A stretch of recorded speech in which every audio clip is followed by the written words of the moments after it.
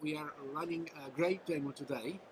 We can see what is not secure in any RFID or badge or credit card or any payment system, including bus tickets and everything that we can have.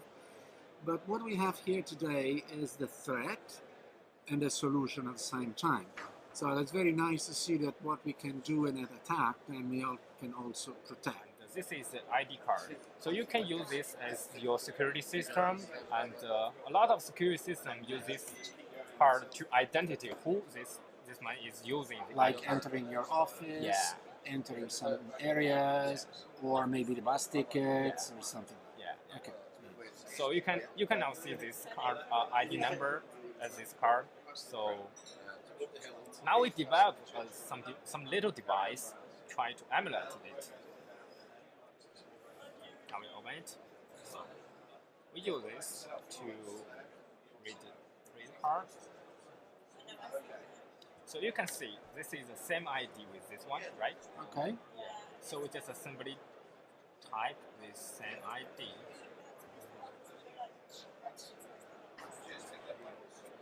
Then we can use the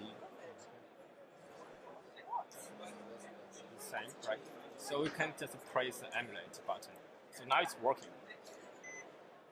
So this process has actually copied an RFID card with no contact, of course. With no contact. And then you can generate further numbers, right? Yeah. If you want to try to enter a company Yeah. and check different IDs, this is what you can do starting from one. How can you do it?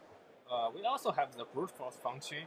We can increase the number from the ID number we are just emulate. So this means that you can put your emulator on a reader and try to find the correct number to open the door. Yeah, that's correct. Potentially. Okay? Yeah. So besides, if you don't have this phone, you can just use this to. This has also standalone model, because if you have a long press button in this around this low frequency ID card, and you can clone this ID card and automatically. So basically, it's a little bit convenient. Because in the old ways we use some giant laptop and giant device try to break some security system, but apparently someone will catch you if you bring a laptop. Definitely. Yeah. So in this case, we just use this little phone and use this small device.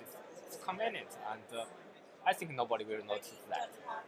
Yeah, that's very important. We are referring to size, we are referring to quality, and we are referring to a completely good engineering product. We know it's not easy to find it on the market, luckily, because otherwise there will have been a lot of people using this for malicious reasons.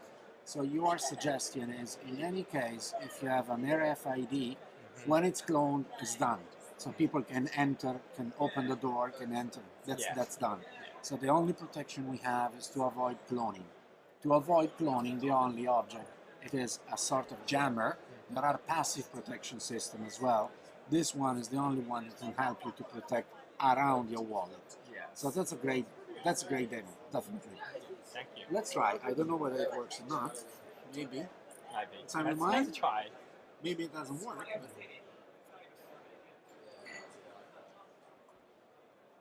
want to try with that? Yeah. Yeah.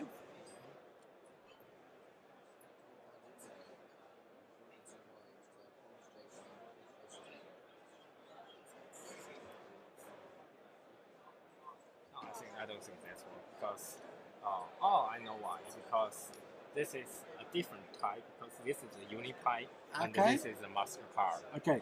So this means that we are lucky on one side that not all systems can be cracked.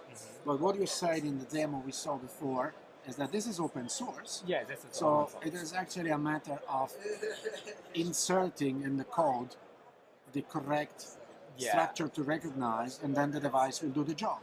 Yeah. Is that right? Yeah.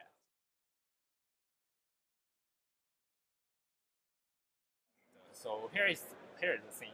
Now I'm holding a Chinese version bank card, and it's a credit card. You can see it's a chip and a pin. And now we develop software, try to read it. And here is a regular read card. And so let's just simply put this on, and now wait. So as you can see, we can now know this card's card number and this card valid data and what type of this card. And apparently it's a credit card. Besides, we also know this cardholder's name and cardholder's ID card number. And basically in China, once we have this card number and card valid data and cardholder's name, we can buy something online. So it's a little bit dangerous. And besides, we can also know some privacy, such as you can see the recent 10 times transist. And besides, it depends on this calculator's power, because if you have a giant card reader, and it can walk through someone and gather his information and in 1 second. So here is the solution in we have made, and we call it safe IFID and also the card defender. So in this case, we put it on and we get the information. Now we clear it and we put them together. So let's try again. So as you can see, it cannot gather information anymore. The red light is blinking. It means it's working. So this is basically an NFC jammer. Now this device generates an NFC shield and about high and lower about 5 centimeters. So this device, you can hold this in your wallet, and such as in this case, you can see I have a lot card in my wallet. I have the ID and the bus ticket and my bank card. So now this because this device generates a shield in your wallet around your wallet. So basically every card you can protect in your wallet. So besides this is quite convenient because it uses a lithium battery, and once you charge it, you can use about 3 months. And if this is out of battery, you can use a charging cradle to charge it, and so another 3 months. So what we actually see here is a jammer. So you don't need to put your card inside something. You just put the jammer inside your wallet, and all the cards you have in your wallet are protected.